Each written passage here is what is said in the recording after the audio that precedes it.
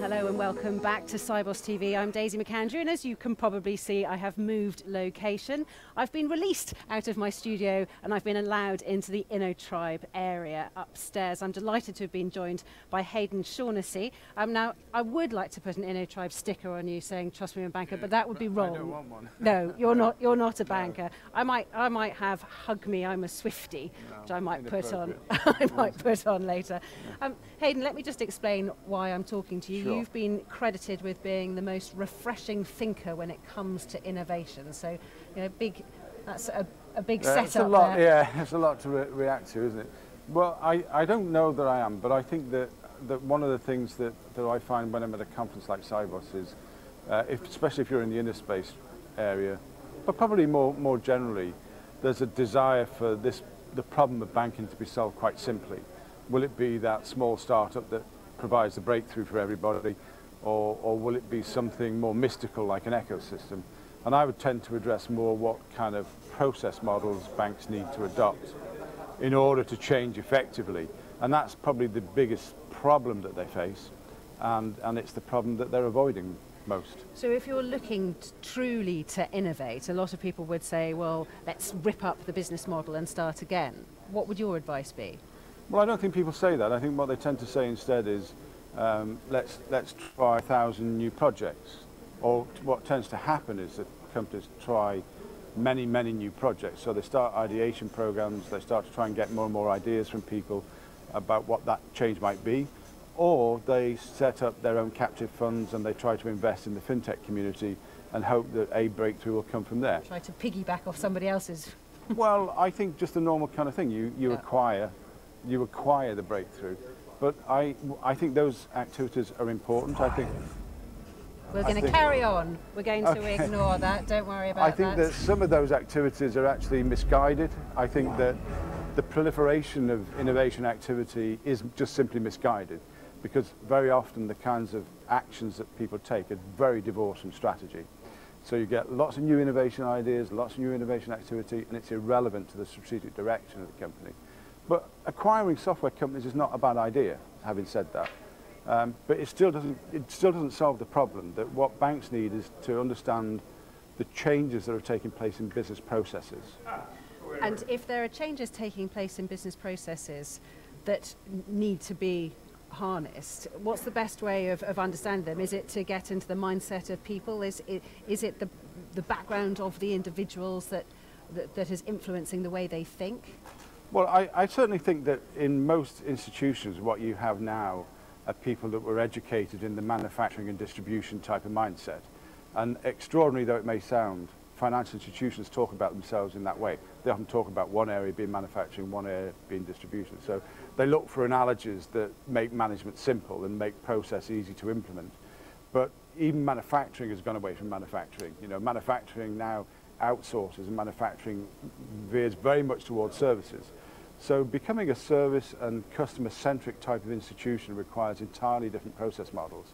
And I think that it's very difficult for banks, partly because they already work from the wrong analogy. So to switch from that misguided analogy to something new is just a very difficult intellectual exercise for them. But it's very doable and not very difficult to do. So you say it's very doable. What's the response when you tell people in this sector that it's doable? Well, I think that in any organisation you have different layers of people that are either responsive or non-responsive. And in most organisations, in most industries, you have a layer of middle to senior management who get everything. They see the business, they see the future, they're not so ingrained and they're not so defensive because they're not having to justify everything to the markets. So very often, and you can see this repeated across many industries, middle to senior management know what to do, but can't get the permissions to do it.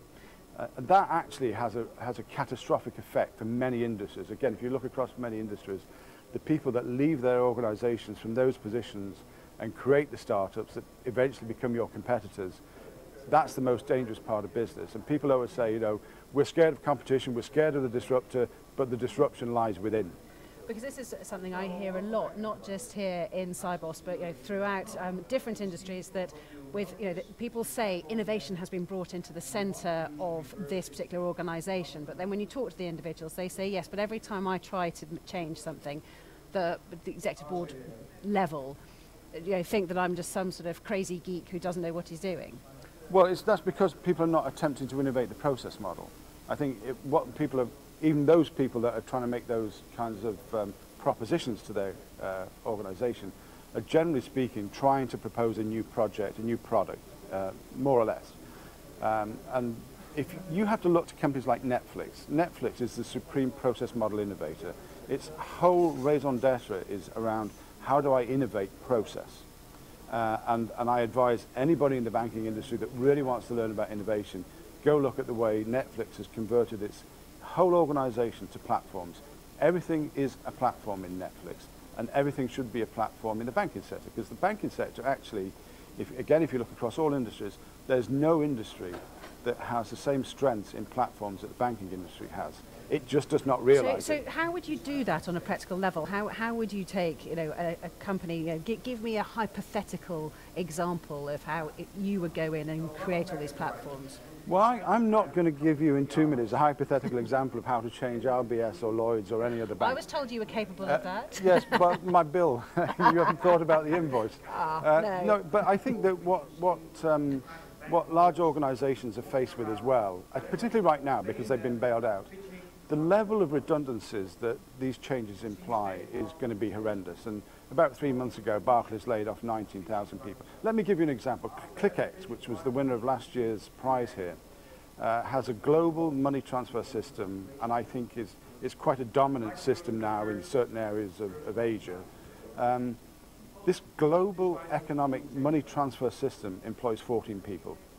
And that's the problem that the financial industry faces, that actually the process model changes are going to mean very large redundancies. And it's a horrible thing to say. Look at Netflix. It operates in 43 countries, 40 languages, 700 different compliance systems. It delivers to 1,000 different devices. It employs 2,000 people. So you cannot actually run a modern enterprise competitively with the kind of staffing levels that banks have. And that's the big problem. I think that's what people don't want to address. And I think there is a certain inevitability, whether it takes 5, 10, 15, 20 years, that we will be going to a corporate makeup of far, far fewer employees across the level. And then it's just, and yes, there will be greater wealth between fewer people, even more than today.